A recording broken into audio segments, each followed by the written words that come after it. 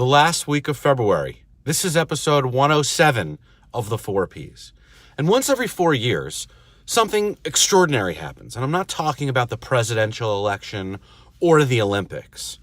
In these same years, we play celestial catch-up because our annual revolution around the sun is actually 365 and 1/4 days. And we need that extra day, February 29th, to catch up and get square again.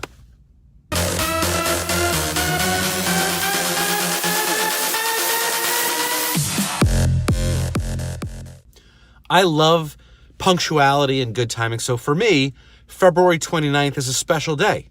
Now, if time is a construct, this day is the most accurate representation of our positioning within the solar system. And then, starting on March 1st, we're already starting to fall behind again by microseconds. Every year around this time, as I prepare to do my taxes, it's kind of like a gamble. Not because we do anything differently or file or even try and misrepresent anything. No, small nuanced changes to both my personal or professional situation, as well as changes to tax law, can have a pretty significant impact one way or the other on either what we owe or are owed at both the federal and state level. In some previous years, we've expected to get money back and ended up owing. And in other years, like last year, we expected to owe and actually got a refund. I say this why? As I'm now on my way in to see our accountant this morning, I'm once again totally unsure of what to expect. Last year, I started a new job, but we also now have both kids in public school and no more nanny or private preschool to pay for. Are these good things, bad things? I don't even know. I have no idea. Our tax code is complex, and for all the talk about simplification and changing things, I still don't know where I stand. Now, I am more than willing to pay my fair share back into the system. It has nothing to do with this. I just wish I had a greater understanding or visibility into what to expect. In this space, we've talked about all of the digital platform giants over the past 106 episodes, from Amazon to TikTok. But one that has not gotten its fair share of attention here is Twitch. My company, Revelation, does a ton with gaming and web media globally, which only continues to grow gaming as a pillar of our culture. Now, 40 million monthly users are on it. And that may not seem like a lot compared to Facebook's many more than that, but that stat barely tells the story. With a viewership reach of about 16% of the US audience for digital video, Twitch is growing by like 20% year over year. And it's a huge destination for advertiser dollars and marketers looking to reach gaming enthusiasts. If you're not fully versed in Twitch culture, the platform is designed to facilitate interaction between content creators who live stream video content and viewers who post comments to message boards while they're watching. The highest of highly engaged viewers can also buy virtual currency called Twitch Bits to then donate money to those content creators and influencers, right? Marketers can participate with direct sponsorship of streamers or by buying ad insertions on Twitch, which currently has a variety of native and display and even video ad formats.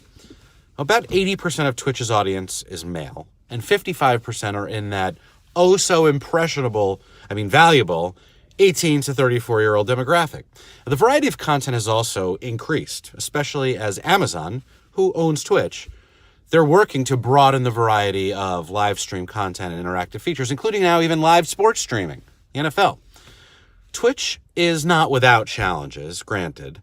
As the live streaming industry matures and the platform loses audience share to rivals such as Google's YouTube Gaming, Microsoft's Mixer, and Facebook Gaming. But Twitch has a loyal following, and it's here to stay. So while you may or may not watch Twitch content yourself, you may be interested in gaming live streams or gaming culture more generally. And if you're a marketer, a large section of your target audience is definitely there. The influence of gaming is massive. And as younger users who've grown up with functions like live streaming and they move into adulthood and more viable spending demographics for you and your potential brand, you can expect the focus on these types of platforms to evolve in step.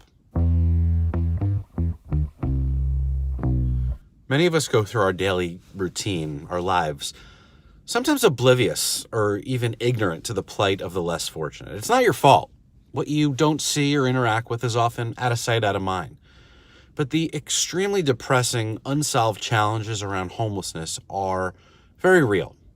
I take the Long Island Railroad into and out of one small section of Penn Station every day, and it's so crowded that it's hard to even think about or even sometimes realize the number of people who are just kind of there and might be living there, especially in the winter when it's such a cold place to go. But when you go over to the Amtrak side, which I did last week and actually had to spend some time waiting to catch a train, the pervasiveness of the mental health and homeless crisis is profound, and it's depressing. There's the occasional homeless person sleeping in the 53rd and 5th Avenue subway station that I take, but it's sporadic enough that you don't really feel like it's a huge issue. But after a week in Washington, D.C., where it was impossible to go a city block without seeing people sleeping on the street, I'm so much more aware of it than I've been in years.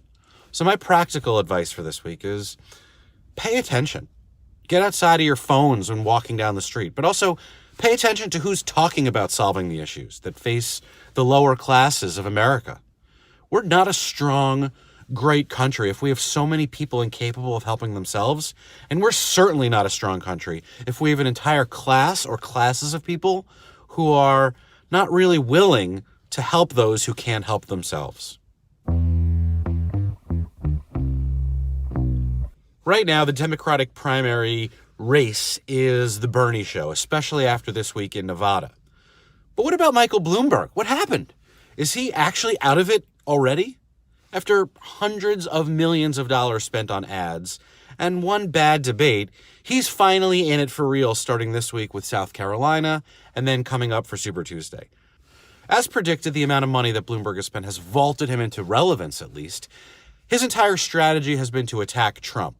And the ads have been powerful and creative and prolific.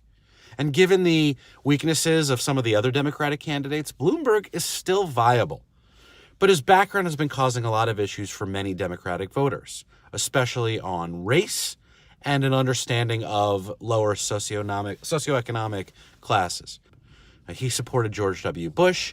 He spoke at the Republican National Convention. Because he's been sued by 64 women and 40 lawsuits for sexual harassment, he's going to have some answers that he needs to provide. But so did Trump, and he didn't.